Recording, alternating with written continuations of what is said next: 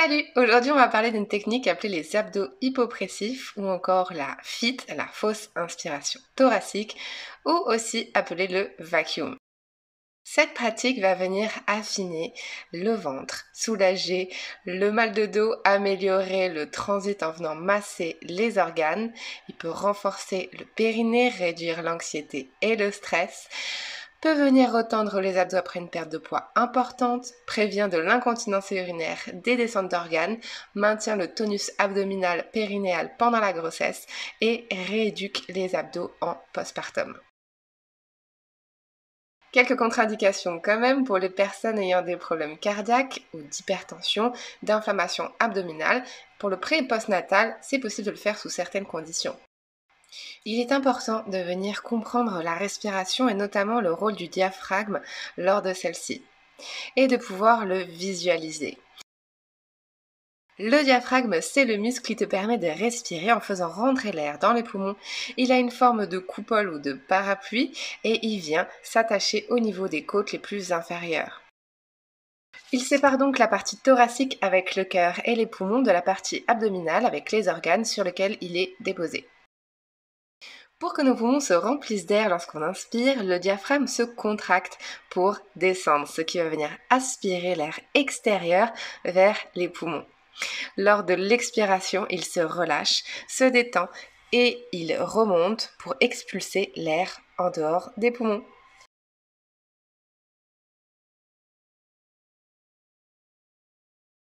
C'est donc un peu comme le piston d'une seringue. Lorsqu'il descend, l'air rentre. Lorsqu'il remonte, l'air est expulsé.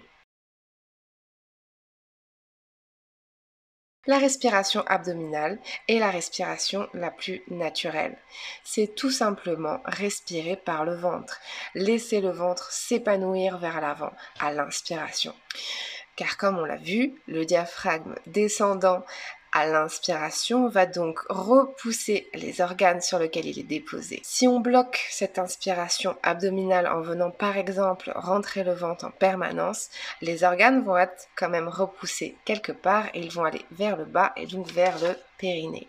Il est important de pratiquer la respiration abdominale car il faut que les abdos soient détendus pour pouvoir faire cette fausse inspiration thoracique. Tu peux venir donc t'installer sur le dos et venir placer une main sur le ventre. On peut venir sentir à l'inspiration que la main est repoussée par les organes et à l'expiration, on va sentir que tout naturellement, le nombril redescend. Inspire, le ventre se gonfle. Expire, le nombril rentre. Il est possible que tu ne ressentes pas ça ou que tu ressentes les sensations inverses, c'est-à-dire que ton ventre se gonflerait à l'expiration et rentrerait à l'inspiration. Ça arrive parfois d'avoir la respiration inversée. Je te propose donc de venir te relever tout doucement, en prenant tout ton temps, pour venir te placer à quatre pattes. Place-toi bien dans un quatre pattes et amène les fesses légèrement vers les talons. Attention de ne pas cambrer, mais de bien tirer le coccyx vers le bas pour amener un dos plat et les fesses légèrement en arrière. Maintenant, tu peux venir à l'inspiration grâce à la gravité, venir sentir les organes qui effectivement sont repoussés vers l'avant, donc vers le tapis. À l'expiration, tu vas sentir que tout naturellement, le ventre va rentrer tout seul. Inspire, laisse le ventre se détendre. Expire, le nombril rentre. Inspire, laisse le ventre se détendre. Expire, ça rentre tout seul. Reviens sur le dos en douceur. Pour commencer à rentrer dans le vif du sujet, on va déjà venir ressentir notre diaphragme et le visualiser. Tu peux placer une main sur le plexus solaire et venir fermer les yeux. Visualise ton diaphragme descendre lorsque tu fais rentrer l'air dans tes poumons et repousser tes organes. Sur l'expiration, imagine ton diaphragme se détendre et donc remonter dans un joli dôme vers les poumons. Inspire, contraction du diaphragme. Expire, relâchement du diaphragme. Pour pouvoir donc bien pratiquer le vacuum, on va déjà faire attention à notre posture, attention de ne pas être trop cambré. Viens te positionner sur le dos, les pieds écartés, largeur du bassin bien parallèle, les genoux dans ce même alignement. On va venir pousser dans les pieds pour monter le bassin. Tu peux venir attraper ton bassin en venant placer les pouces au niveau des hanches. On va manuellement incliner le pubis vers nous, donc rétroversion du bassin. Et on va venir déposer le bassin et le dos, vertèbre après vertèbre, en restant incliné le pubis vers nous. Tu peux constater que tu as tout le dos en contact avec le tapis et que ton nombril déjà est naturellement rentré. Tu as obtenu cette posture sans aucune contraction extérieure et tu peux venir donc te détendre dans cette pose. Replace une main sur le ventre et sens la respiration abdominale. Avant de passer aux choses sérieuses, il est préférable de ne pas avoir mangé juste avant d'essayer la fausse inspiration thoracique. On va commencer par faire un premier exercice respiratoire. Tu vas expirer l'air de tes poumons et tu vas retenir ta respiration quelques secondes tout simplement, soit en venant te boucher le nez avec les doigts, soit en venant tout simplement bloquer la cloison nasale comme juste avant de plonger sous l'eau par exemple. Retiens quelques secondes et reprends ta respiration doucement. On expire, d'abord on vide, on rentre le nombril, on bloque la respiration. Quelques secondes. Et on inspire doucement. Tu peux pratiquer ça encore quelques instants pour quelques respirations. Et si tu as besoin de mettre sur pause et de pratiquer ça un peu plus longtemps, n'hésite pas.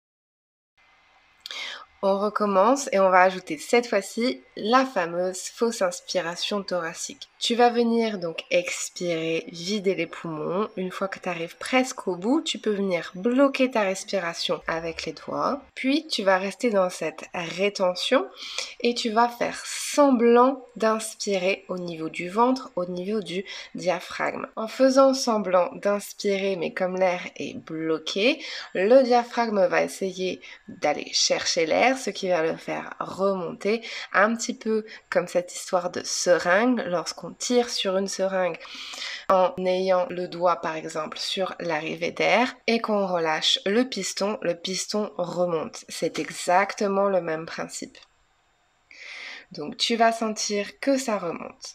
Inspire et relâche. Si tu ne le sens pas tout de suite ou que tu n'es pas sûr de l'avoir, c'est pas grave. Ça peut prendre quelques essais avant d'y arriver. C'est rare d'y arriver du premier coup. C'est un exercice qui n'est pas facile à comprendre et encore moins à expliquer. On réessaye néanmoins. Expire, vide les poumons. Bloque la respiration. Et fais semblant d'inspirer en ayant donc l'arrivée d'air complètement bloquée. Tu peux aussi visualiser ton nombril rentrer à l'intérieur et les viscères remonter sous les côtes. Inspire, relâche. C'est un petit peu comme quand on a le hockey. Quand on a le hockey, le diaphragme se contractant, on peut remarquer que le ventre est aspiré à l'intérieur, car le diaphragme se contracte d'un coup sans qu'on ait pris d'air. C'est exactement le même principe.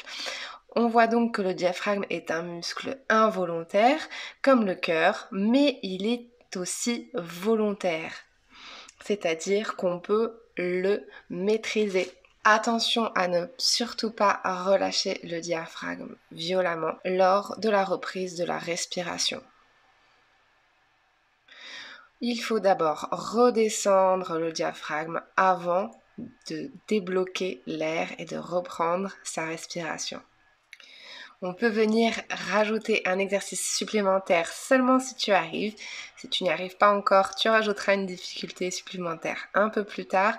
C'est pour celles et ceux qui voudraient pratiquer le périnée en même temps. Tu peux donc venir expirer d'abord, engager ton périnée, bloquer ta respiration et faire la fausse inspiration thoracique. Reste quelques secondes donc en rétention. Et de nouveau, tu peux relâcher et inspirer. Tu peux rajouter cette petite contraction du périnée qui va vraiment avoir pour but de l'engager correctement et de venir le stimuler. Si tu ne sais pas comment engager le périnée correctement, je vais bientôt faire une prochaine vidéo où je expliquerai comment bien engager son périnée, pourquoi, et je te donnerai quelques petits exercices pour pouvoir pratiquer ça. Alors n'hésite pas à me suivre sur mes réseaux. Je te laisse mon Insta, mon Facebook, ma chaîne YouTube. J'ai également un site internet où je propose un programme prénatal et postnatal pour celles qui veulent aller plus loin dans leur pratique, enceinte ou venant d'accoucher. À bientôt!